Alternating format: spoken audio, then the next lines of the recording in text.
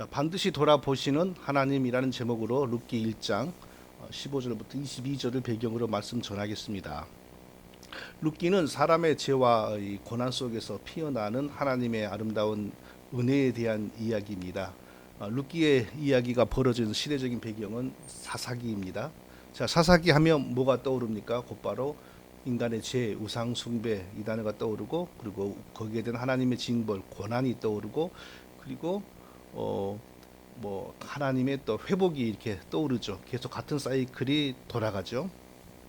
그 가장 대표적인 제약은 가나안 원주민들이 섬기는 우상에 이스라엘 백성들이 빠지는 것이었습니다. 그런데 자, 우리가 그 우상에 대해서 우리가 생각을 많이 해봐야 됩니다.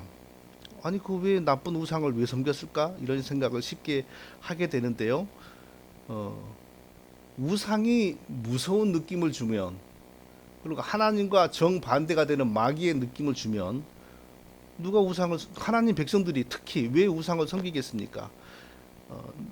우상을 섬겨도 우상 같은 느낌이 들지 않고 하나님과 많이 결부되어 있는 느낌을 주니까 우상 숭배를 하는 것 아니겠습니까? 하나님 섬기는 방법 중에 하나라고 믿으니까 오히려 정통에 더 나은 신령한 방법이라고 생각을 하니까 우상을 섬기는 거죠. 신천지에 빠져 있는 사람들이 누가 어디 신천지가 나쁘다는 생각을 누가 합니까? 진짜 하나님 섬기는 방법이 신천지에 빠지는 것이라고 생각하니까 거기에 그렇게 20만 30만이 가는 거 아니겠어요? 그리고 거기가 망하더라도 올바른 복음으로 돌아오는 게 아니라 또 그 비슷한 새천지니 그런 데로 가는 것 아니겠어요? 네. 우상 숭배하는 사람들, 사탄 숭배하는 사람들은 절대 하나님이 미워하는 거 한다고 생각하지 않고 하나님이 더 기뻐하는 진정한 믿음이라고 생각을 하는 것입니다.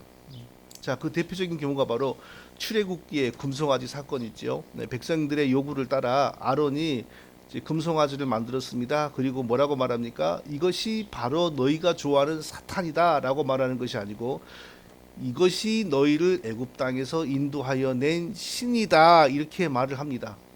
우상 숭배의 본질은 하나님 숭배인데 그것이 성경에서 말씀하는 하나님과는 무관한 거짓신이라는 거죠. 사람이 원하는 하나님으로 만들어낸 게 우상 숭배입니다. 사람이 더 쉽게 찾을 수 있는 모습으로 하나님을 변질시키는 거짓 하나님이 우상 숭배입니다. 자, 그렇지 않으면 우상 숭배가 하나님 백성이라고 부름받은 이스라엘 백성들에게 치고 들어올 수 있는 길은 없습니다. 우상 숭배는 하나님으로 위장해야 됩니다. 그런 방법이 아니면 예루살렘 성전에까지 우상의 방이 생겨날 수가 없는 것입니다. 오늘날에도 사탄이 교회 속으로 들어오는 방법도 동일합니다. 사탄이 사탄의 모습으로 들어오면 들어올 수가 없습니다. 오히려 사탄이 하나님으로 위장해야 됩니다. 더 많이 사랑하고 더 많이 공감하고 더 많은 사람들과 인간적으로 잘 소통하는 모습, 즉 광명의 천사의 모습으로 변장이 되어야 사탄이 교회 속으로 들어옵니다. 아니, 모든 종교가 다 하나님 섬긴다라고 하는 종교다원주의가 어떻게, 또 그것을 추구하는 WCC가 어떻게 교회 속으로 들어옵니까? 더 잘 소통하고 더 많이 공감하는 그런 하나님으로 위장하니까 들어올 수 있는 거죠. 천주교 귀신 숭배는 어떻습니까? 하늘의 황후, 마리아가 하늘의 황후입니까? 성경의 마리아는 귀한 사람이지만 천주교와 섬기는 마리아, 하늘의 황후는 귀신이지요.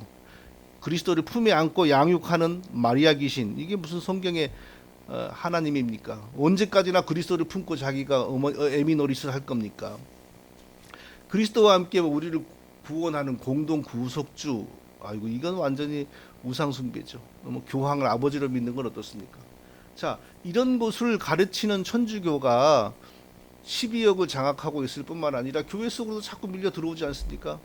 사탄의 모습으로는 안 되는 거예요. 그러니까 하나님의 모습으로 좀 더 다른, 좀 더 공감하고 좀 더 사랑이 많은 하나님의 모습으로 위장을 해야만 교회들도 거기에 점점 문을 열 수 있는 것입니다. 그래서 그 참 사악하고 무서운 우상 숭배가 조금씩 자리를 잡는 것을 보십시오. 천주교하고 가까워지면서 생겨난 게 로만 칼라라고 하는 건데, 넥타이 매지 않고 신부들처럼 딱 이렇게 하는 거예요. 오늘날 얼마나 많은 목회자들이 그걸 입고 설교하는지 보십시오. 그게 단순한 옷의 문제가 아니라 정신의 문제예요. 영적인 기류의 문제입니다. 신부의 모습을 그거 두려워하지 않고 하는 모습을 이 팬데믹 시대에 하나님의 징계를 받은 시대에도 그런 것을 개념 없이 입고 설교하고 오늘 예배 드렸다고 사진 찍어서 올리고 얼마나 이게 불쌍한 모습입니까? 자, 우리가 우상 숭배를 어떻게 피할 수 있습니까? 오직 성경, 오직 성경이라는 기준 외에는 우상 숭배를 피할 수 있는 길이 없습니다. 오직 교회는 우상 숭배의 길입니다. 교회가 하는 일은 옳다. 교회가 하는 일은 성경적이다. 오직 교회라는 오직 교회주의는 우상숭배주의입니다. 왜냐하면 성경이 말씀하지 않아도 성경이 다르게 말해도 교회가 하면 교황이 결정하면 교회가 결정하면 옳은 일이다. 이게 바로 오직 교회.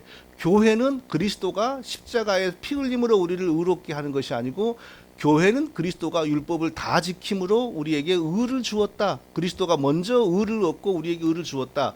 정통교회는 이것을 가르쳤다. 그러니 우리도 계속 믿어야 한다. 이게 바로 오직 교회, 오직 교회라고 하는 아주 사악한 교회주의입니다. 오직 성경만이 우리가 우상숭배에 빠지지 않고 오직 성경만이 우리가 하나님을 바르게 섬겨서 구원받게 하는 참된 가르침인 것입니다. 오직 교회주의로 말미암아 성경에서 벗어난 교회가 10,000명, 10만 명, 100만 명이 된다 할지라도 하나님은 그래도 너는 내 교회다 하지 않습니다. 오직 성경 위에 선 하나의 교회, 한 사람의 신자, 한 사람의 목회자만 하나님이 자기 백성으로 여기고 구원한다는 사실을 우리가 기억해야 되겠습니다. 우리가 그렇게 오직 성경에서 벗어나 교회주의에 빠져 지금 하나님 백성들이 다 이거 하지 않느냐, 교회가 이거 하지 않느냐, 자 이런 데에 빠져서 함께 우상을 숭배하게 될 때 그때 하나님이 우리에게 주시는 그 은혜와 사랑은 곧 징계의 모습으로 나타난다는 것입니다. 징계가 있으므로 잘못된 길을 가는 하나님 백성들이 망하지 않습니다. 징계가 있으므로 버려지지 않는 것입니다.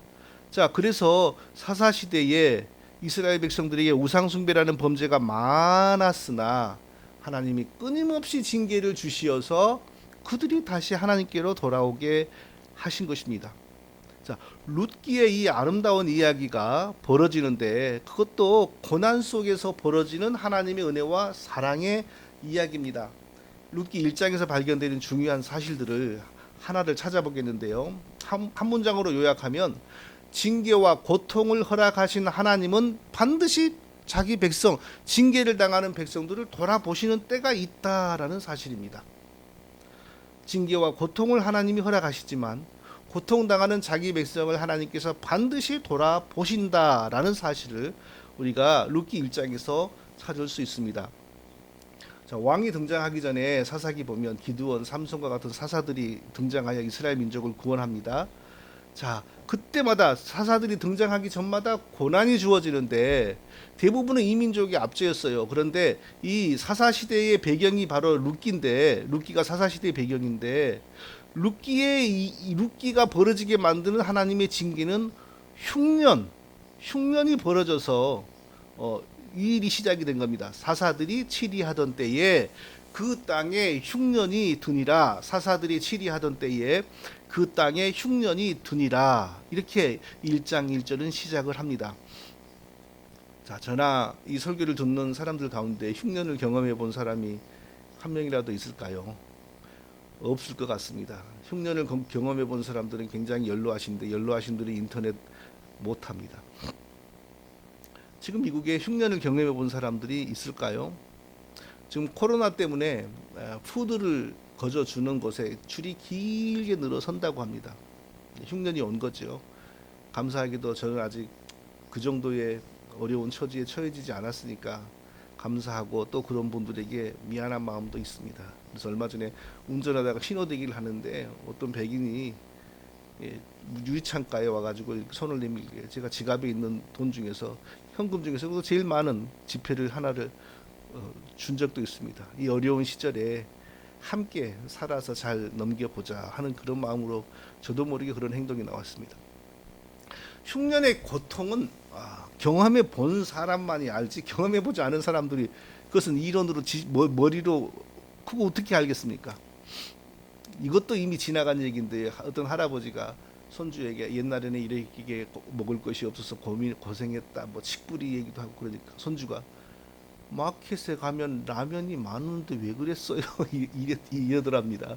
이것도 이미 지난 얘기예요. 그렇게 말씀하는 할아버지들도 이미 다 돌아가신 것 같습니다. 저희 아버지가 어린 시절에 철없을 때 6.25를 겪고 요순 사태를 겪었는데 뭐 어느 쪽인지 모르지만 쫓기는 군인인지 경찰인지 그냥 우리 집에 집 옆을 지나가다가 마루에 뭐 그 식구들이 먹고 남긴 고구마 그릇을 보더니 남아있는 고구마를 허겁지겁 먹고 고구마 먹을 때 껍질을 까서 벗기지 않습니까? 그것까지 그냥 허겁지겁 깨끗하게 다 비우는 모습을 보고 어린 나이에도 얼마나 배가 고프면 저럴까 하는 생각을 했다고 하셨습니다. 그리고 종종 하신 얘기가 어쩌니 저쩌니 해도 5.16이 나니까 보릿고개가 물러가더라 이런 얘기 자주 하셨고요. 예. 그러니까 지금 70대 이상의 사람들이 보수 우익 성향을 가지는 건 어쩔 수가 없는 거예요. 그 가난한 시절을 넘기면서 몸에 딱 박혀버린 거기 때문에 그거 바뀌지 못합니다. 사사들이 치리하던 때에 그 땅에 흉년이 드니라. 이 말이 무슨 고통을 의미하는지 아는 사람 지금 없습니다. 북한에 있을 것이고 아프리카에나 있을 것이지 지금 뭐 미국이나 한국에서 사사들이 치리하던 때에 그 땅에 흉년이 드니라. 이 말씀의 진정한 그 의미와 고통을 느끼는 사람 아무도 없어요. 저도 모릅니다. 저도 지금 매일 아침 아이고 내가 당뇨가 오지 않게 하려면 체중을 줄여야 되는데 이런 생각을 하면서 체중계에 올라가는 사람이 흉년이 드니라 이런 걸 어찌 실감을 하겠어요. 못하죠. 그러니까 얼마나 흉년의 고통이 심했냐 하면 유대 땅 베들레헴에 사는 한 남자가 아내와 어린 두 아들을 데리고 모압 땅으로 이주했습니다. 이러면서 룻기의 이야기가 시작이 되는 겁니다. 자, 기독교 역사에서 유대 땅 베들레헴이 어떤 의미를 가지는 땅인가요? 예수 그리스도가 탄생하는 땅입니다. 구약성경 미가서에 보면 베들레헴 에브라다야 너는 유다 족속 중에 작을지라도 이스라엘을 다스릴 자가 내게서 내게로 나올 것이라. 그의 군보는 상고의 태초엔이라. 이스라엘을 다스리는 자가 베들레헴에서 나오는데 그 베들레헴에서 태어나는 사람의 근본은 태초, 창세로 올라간다. 사람이 아니라는 거죠. 이 시공간에 매여 있는 분이 아니라 시공간 밖에 있는 분이 사람으로 태어난다. 즉 예수 그리스도의 성육신인 것입니다. 훗날에 동방 박사들이 헤롯 왕에게 이스라엘의 왕으로 태어나는 징조를 보았습니다. 그러니까 헤롯 왕이 내가 왕인데 또 왕이 태어나면 안 되지, 죽여야지 하고 어디 있는지 알아보고 와라. 내가 보고 나도 경배해야 되겠다 했는데 이스라엘 백성 헤롯 왕이 하나님의 계시를 받아서 동방 박사들이 딴 데로 가버리잖아요. 그러니까 헤롯 왕이 속은 줄 알고 어떻게 합니까? 유대 지도자들에게 이스라엘의 진정한 왕이 태어난다면 어디서 태어나냐 하니까 베들레헴에서 태어납니다. 베들레헴 인근의 사내 아이 다 죽여라 이렇게 되지 않습니까? 자, 물론 이 사사 시대에는 베들레헴에서 그리스도께서 태어난다 알 수 없었습니다. 그때는 그런 기록도 없었고 아직 하나님이 그런 계시를 주시지도 않은 때입니다. 또 주었다 할지라도 이스라엘 백성들이 그걸 바르게 해석하지도 못했을 것입니다. 그러므로 어떻게 이 가정이 예수님이 태어날 땅을 외면하고 이방인 모압 땅으로 갔다는 것이냐라고 비난을 할 수는 없지만 그럼에도 불구하고 유대 땅을 떠나 아브라함이 살게 하신 그 가나안 땅을 떠나 이제 가나안 땅이 유대인들이 사니까 유대 땅 베들레헴이 된 거죠. 이방 모압의 땅으로 갔다. 이것은 결코 칭찬할 수 없는 일이고 결코 하나님의 은혜를 따른 일이라고 말할 수도 없는 것은 분명한 일입니다. 자, 특히 모압이라고 하는 종족이 어떻게 생겼습니까? 아브라함의 조카 롯이 소돔 근처로 이주하여 거기서 사업하지 않았습니까? 거기서 사업하면서 소돔 근처에서나 아니면 소돔에서 아내를 얻고 거기서 두 딸을 낳아서 키웠는데 얼마나 이들이 그 소돔의 더러운 문화에 전염되어 있었냐 하면요. 하나님의 심판으로 주변에 남자들이 다 없어지고 죽으니까 우리는 시집도 못 가고 자식도 못 낳고 죽으려나 보다 하면서 아버지에게 술을 마셔서 큰딸 작은딸이 번갈아 동침을 했는데 큰딸이 낳은 아들의 이름이 모압이고 그가 모압 족속의 우두머리가 됩니다. 그리고 작은 딸이 낳은 아들도 이름이 암몬은 아니었는데 그 아들이 형성한 종족이 암몬족입니다. 그러니까 성경에서 모압과 암몬족의 이름은 언제나 부끄럽고 수치스럽고 하나님이 가증히 여기는 자 그런 상황에서만 그 이름이 등장을 합니다. 성경에 보면 롯이 구원받았다는 암시는 있습니다. 의로운 롯이 소돔에서 고통을 당하며 살았다. 그러니까 구원을 받았다는 암시죠. 그러나 롯의 아내와 롯의 자녀들 구원받았다는 암시가 전혀 없고 또 하는 행동을 보면 전혀 구원받고 하나님의 은혜를 받은 사람 같지 않습니다. 자, 구약 시대는 하나님이 자기 백성들에게 주신 땅이 아주 중요합니다. 그 땅을 중심으로 하나님의 구원의 역사가 전개되기 때문에 궁극적으로 그 땅에서 그리스도가 탄생하여 구원의 복음이 완성이 되고 거기가 센터가 되어 전 세계로 이렇게 복음이 전파되는 것이 하나님의 뜻이기 때문에 하나님 백성이 하나님 섬기는 것은 하나님이 있게 하신 땅에서 하나님 섬기는 것입니다. 그거 이스라엘 백성들이 나중에 해외로 여러 떠돌이가 되는 것은 이제 곧 구원의 복음이 완성이 됐는데 그것을 세계로 전파하기 위한 준비로서 이렇게 나중에 흩어지게 되는 것이지 이 당시에는 절대 하나님이 있게 하신 땅을 벗어나는 것이 아니었습니다. 그게 하나님의 은혜가 아니었습니다. 지금 우리가 마치 그리스도의 복음, 보이지 않는 교회에 소속하여서 그것을 떠나면 안 되는 것과 같은 일이죠. 그런데 이 가정이 흉년이 오니까 나중에 보면요. 아주 그냥 굶주리는 상황이 아니었어요. 살만한 상황이고 아주 그래도 먹을 양식이 남아있는 상황에서 모압으로 가면 더 잘 살겠다. 이런 육신의 마음을 가지고 모압으로 하나님을 미워하고 하나님을 대적하는 그 우상의 영, 사탄의 영이 가득한 그 모압 땅으로 이주해버립니다. 절대 하나님의 은혜가 역사한 것 아니고 절대 올바르게 자란 일 아닙니다.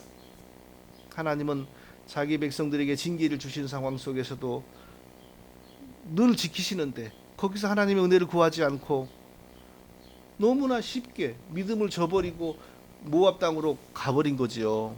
모압 땅에 간지 얼마 되지 않아 이 가정의 호주 남편이 병으로 떠나버렸습니다. 죽어버렸습니다. 그리고 어머니와 두 아들만 남았어요. 두 아들이 또 모압의 여인들에게 장가를 들여서 두 모압 며느리가 들어왔어요. 근데 두 아들이 자식도 낳지 못하고 또 떠나버립니다.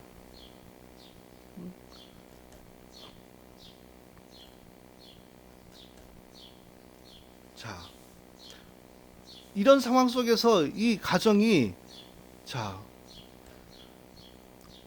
얼마나 지금 이제 안타깝고 쓸쓸해집니까? 자, 컴퓨터라서 이렇게 뭘 조금만 잘못 건드려도 그냥 이렇게 넘어가 버리네요. 그 여인은 두 아들과 남편 뒤에 남았더라. 남편 떠났어요. 두 아들도 장가는 갔지만 자식을 못 낳고 세상을 떠나버렸어요. 얼마나 황량하고 쓸쓸하고 안타깝습니까? 그 여인은 두 아들과 남편 뒤에 남았더라. 이 가정이 왜 이렇게 된 것입니까? 이렇게 말하는 것은 잘못된 것입니까? 어려움과 고통 중에서도 하나님의 은혜를 소망하지 않고 기대하지 않고 너무나 쉽게 믿음을 저버리고 육신의 마음대로 행동했기 때문에 이렇게 되었다라고 말한다면 그게 100% 잘못된 것일까요? 유대 땅에 남아서 계속 하나님께 기도하고 하나님께 은혜를 간구했다면 하나님이 완전히 가정의 대가 끊어지는 이런 일을 하나님이 그냥 허락해 주셨을까요? 오늘날 우리가 살기 위해서 교육을 위해서 남의 나라로 어디로 이주하고 이런 것 갖고 전혀 다른 상황에서 벌어진 일입니다. 그때는 하나님을 섬기는 공동체 중심이 그 하나님 백성들에게 얼마나 중요했는지 지금 우리가 성경 붙드는 거하고 똑같은 것이죠. 근데 그걸 너무나 쉽게 팽개치고 다른 하나님이 없는 이방의 땅으로 갔다. 하나님이 비록 우리에게 고난을 주셨지만 금세 다시 하나님이 은혜를 회복시켜 주시고 다시 돌아오셔서 자기 백성들을 위로하실 것이다. 이런 것을 소망하지 않았다는 거 아닙니까? 하나님은 자기 백성들을 향하여 졸지도 않고 주무시지도 않고 늘 지켜보시는 분이고 자기 백성들에 대한 사랑에서는 변덕이 없는 분이고 징계를 허락하셔도 완전히 은혜를 거두시는 분이 아니신데 그 하나님에 대한 소망, 그 하나님에 대한 믿음을 너무 쉽게 버리고 이방의 땅, 하나님 섬김이 없는 이방의 땅으로 가버렸다. 바로 그것에서 이런 가정의 비극과 불행이 잉태된 것 아닐까요? 사사기에서 나타나는 제일 중요한 문장 중에 하나가 뭐냐면 여호와께서 이스라엘 백성의 권고를 인하여 마음에 근심하시니라. 이스라엘 백성들을 징계하시고 그러면 이스라엘 백성들이 울부짖고 회개합니다. 그때 하나님의 마음이 바로 이 마음, 여호와께서 이스라엘 백성들의 권고로 인하여 마음에 근심하시니라. 이렇게 하나님이 이러한 분인데 이러한 분이 다시 은혜를 베푸시고 다시 돌보실 때가 있을 것임을 알고 기다리는 게 믿음 아닙니까? 그런데 바로 그런 믿음 없이 그런 것을 기다리지도 않고 그냥 가버리는 거예요. 딴 데로 육신의 마음을 따라 육신의 눈을 따라 더 살만한 것으로 가버리는 거예요. 하나님은 분명히 자기 백성들을 징계하시고 고난을 허락하시면 그리고 때가 되면 다시 돌아보십니다. 물론 언제는 하나님이 돌아보시지 않았던 때가 있겠습니까? 항상 보시지요. 그런데 이제 이 징계를 거두고 이제 이 고난을 거두고 다시 고통 속에서 해방시켜야 되겠다라는 마음으로 돌아오시는 때가 있습니다. 바로 그 때가 유대 땅에 임했습니다. 그런데 그 소식을 어디서 듣습니까? 이 가정은 그가 모압 지방에 있어 여호와께서 자기 백성을 권고하사 그들에게 양식 주셨다함을 들었으므로. 이미 모압 땅에서 남편 죽어버리고 두 아들 죽어버리고 아무 집안에 소망이 없는 상태에서 하나님께서 유대 땅에 자기 백성들을 긍휼히 여기시사 그들에게 양식을 허락하셨다. 흉년이 물러갔다 라는 소식을 거기서 듣는 것입니다. 하나님이 징계를 허락하시면 반드시 이와 같은 회복도 있고 하나님이 징계를 주시면 반드시 이처럼 하나님이 다시 돌아오셔서 은혜를 베푸시는 때도 있는데 이것을 소망하지 않았습니다. 여호와께서 자기 백성을 권고하사 그들에게 양식 주셨다 함을 들었으므로.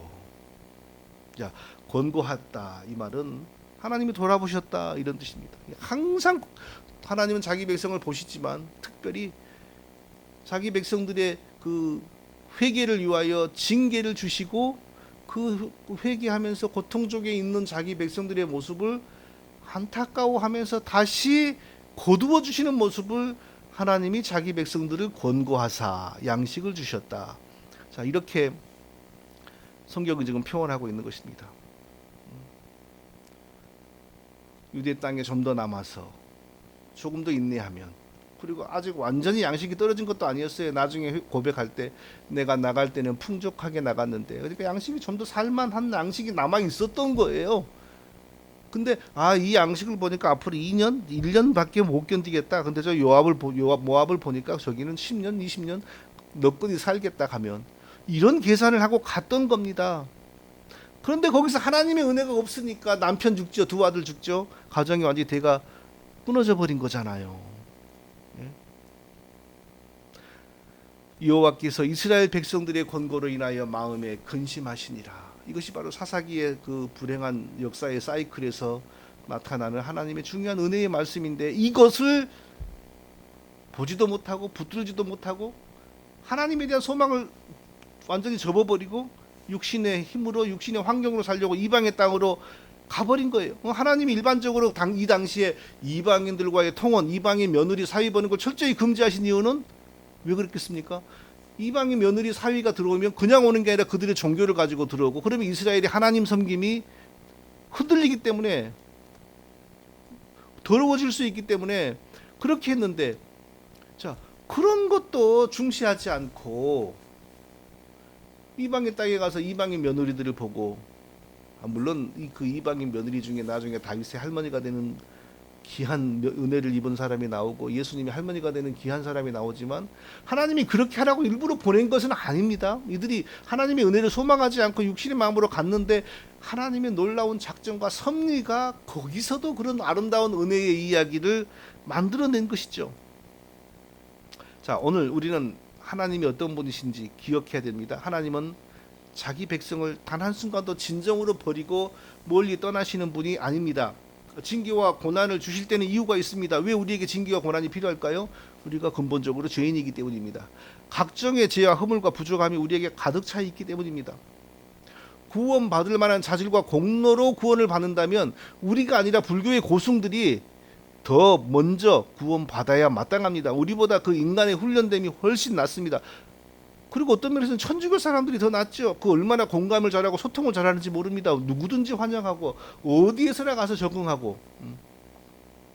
그러나 그런 인간의 자질로 구원받는 것이 아니고 오직 하나님이 그리스도 안에서 우리를 택하시고 그리스도를 믿게 하심으로 그리스도의 피 흘리심으로 우리를 구원하십니다.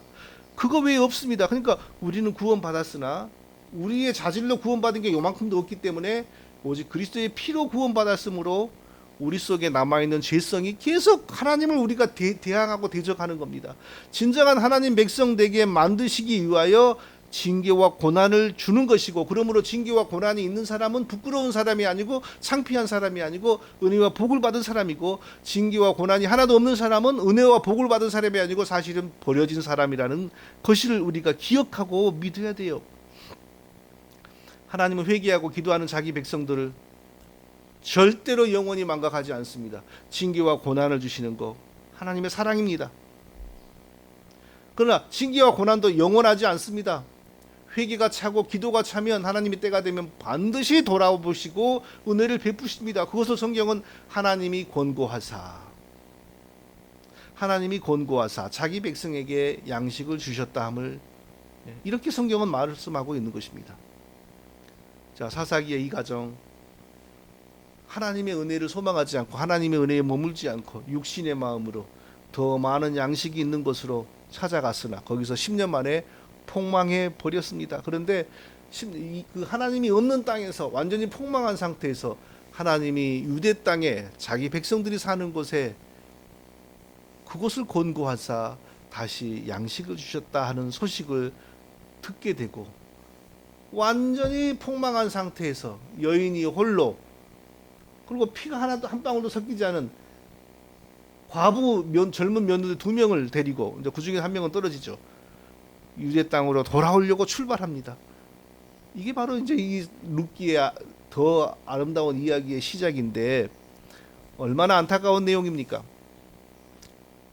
그 폭망한 상태에서 하나님이 놀라운 은혜를 주시어서 다시 회복을 시켜주는 것이 바로 룻기의 이야기인데요. 자, 오늘은 한 가지만 기억해야 되겠습니다.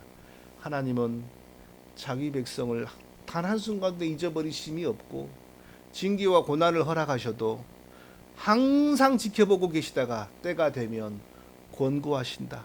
때가 되면 질병이 물러가게 하시고, 때가 되면 양식이 생겨나게 하시고, 때가 되면 다시 예전의 형편으로 돌아가게 하시는 하나님, 권고하시는 하나님이다. 그러므로 우리는 하나님을 처음부터 끝까지 신뢰하고 하나님 안에서 소망을 가지고 믿음을 지키고 말씀을 따라가야 됩니다.